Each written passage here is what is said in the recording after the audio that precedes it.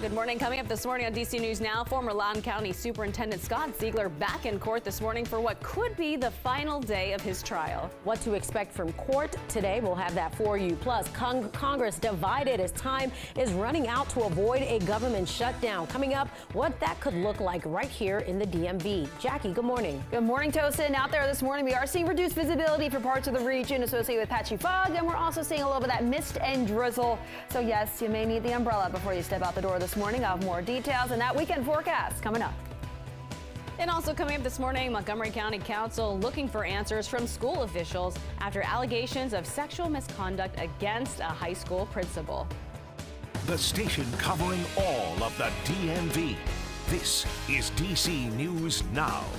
Well, good morning. It is coming up on 6 o'clock now on a Friday morning, starting off with a live look outside. It's a little bit dreary out there, but it's Friday.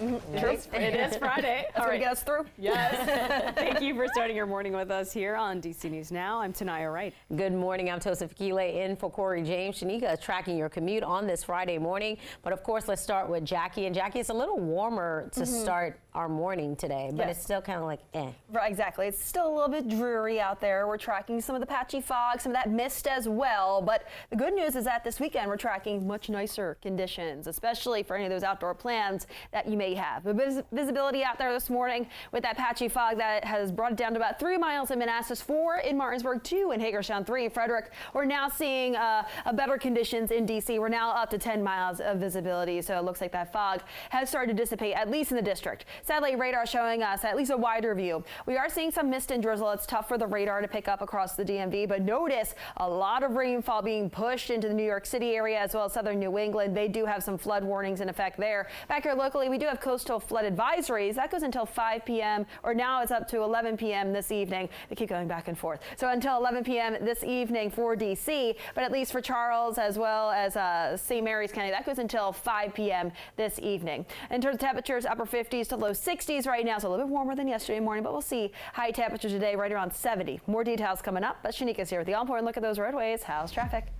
All right, we'll take a look at this, Jackie. They're trying to get to the point where there's a crash, and you're seeing some congestion along BW Parkway heading north and southbound, but mostly north, and that is because there's a crash just past Maryland 197. You can see you are very sluggish here, so do beware of the situation. So if you're in Laurel, BW Parkway heading north, I would avoid. Please find a different route, guys. All right, thank you, Shanika. The government could run out of money tomorrow night. That's right, but some say the U.S. should not be on the brink of a shutdown. Now, back in June, Democrats and Republicans reached an agreement to fund the government through November 17th. This week, Speaker Kevin McCarthy said he would not cover the Senate measure. Now, Democrats and Republicans are split once again. Republicans pushing for a House vote today. And with the clock ticking, we could be impacted here locally. That is right. The government shutdown would hit nearly every corner of the community, depending how long this shutdown is going to last. Tourism, one of the most vulnerable industries. Our Lex Orris is live this morning now on the National Mall. And Lex, tell us how this could impact the Smithsonian museums. Right. Well, the museums, including the National Zoo, will remain open if the government shuts down, at least temporarily, right? The Institute does have a backup plan for times like these, and that is to rely on unused funds if the government shuts down. But once there is no more money in that reserve, the museums will close, including the National Zoo, with that panda exhibit that we all know will be closing in December. So as we know, DC's been working to grow the economy back since the pandemic hit, and the Smithsonian's are a big draw for people to come to our city. Those visiting the city right now just to see the museums, they tell us this is just a small example that it's people who suffer when the government doesn't get it together.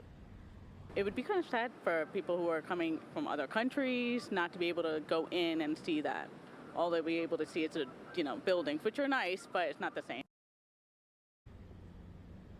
Now, once again, Congress does have until the end of the day Saturday to vote on a new spending bill and avert this whole crisis that we are heading towards. However, for the locals here, most of the daily government, local government operations do remain going on even if the government does shut down. This is because after the 2013 government shutdown, local lawmakers voted to make all of those local government activities deemed as essential, so that is going to keep things like trash collection ongoing even if we do have this government shutdown. Live at the National Mall, I'm Lex Juarez, DC News Now. Thank you, Lex. Well, also coming up on Sunday, some changes coming to who qualifies for SNAP benefits. This comes after President Biden signed the Fiscal Responsibility Act back in June. Now, starting on October 1st, more people will be required to prove that they are actively working, training, or in school in order to qualify for SNAP benefits. Now, proof will be required for able-bodied people without dependents who are 51 and 52 years old. Starting in October of next year, the age requirement will increase to 54 years old. And if the government shuts down tomorrow night, families will receive SNAP benefits through the end of October.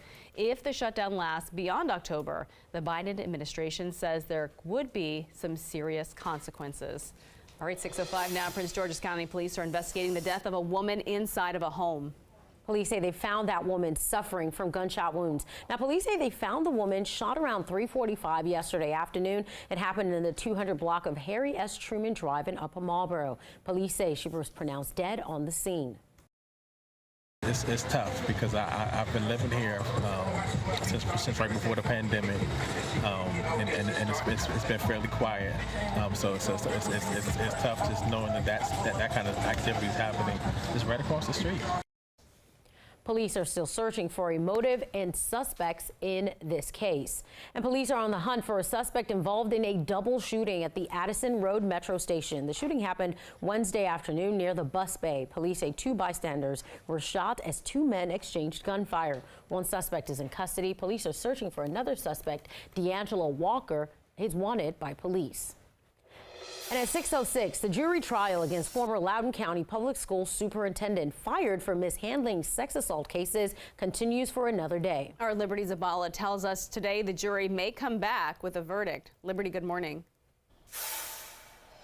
Tanaya and Tosin, that's what we're all waiting for right now. The jury did hear from closing arguments from both the prosecution and the defense. They were expected to come back with a verdict, but they were unable to do so. So let's break down for you the latest in this trial right now. Ziegler is facing charges for allegedly retaliating against former special education teacher Aaron Brooks for testifying before a special grand jury.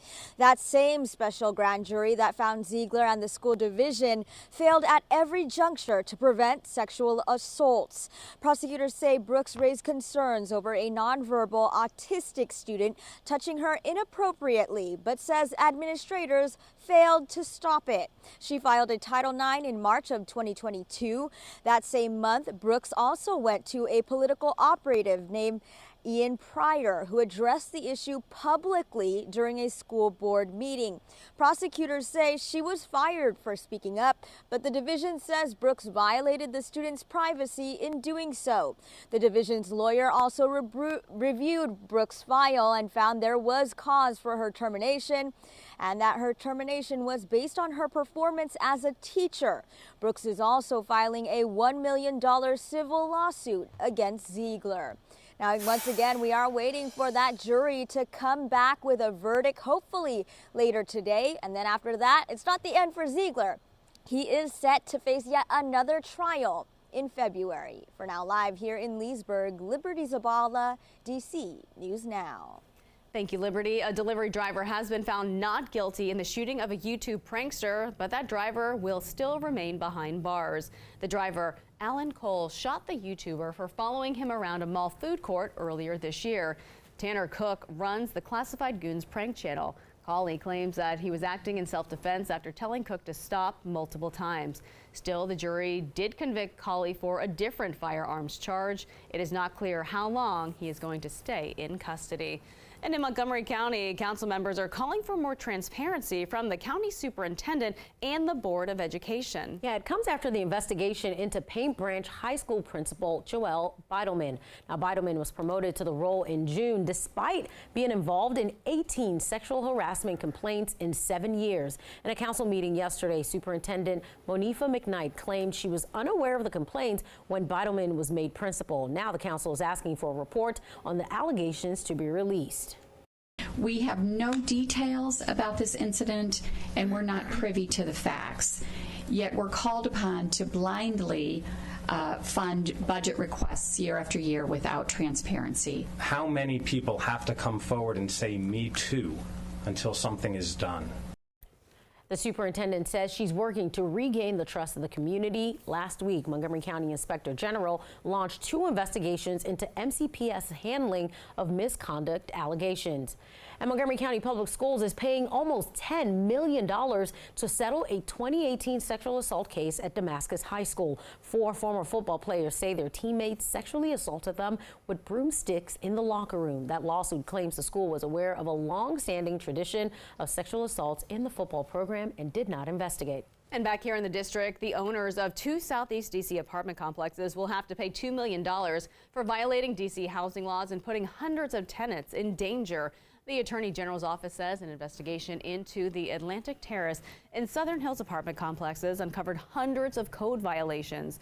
Those violations included rodent and bug infestations, leaks and water damage, and missing smoke detectors. As part of the settlement, the property's management company, Wind Management Properties, will have to give rent credits to hundreds of tenants and pay more than $1 million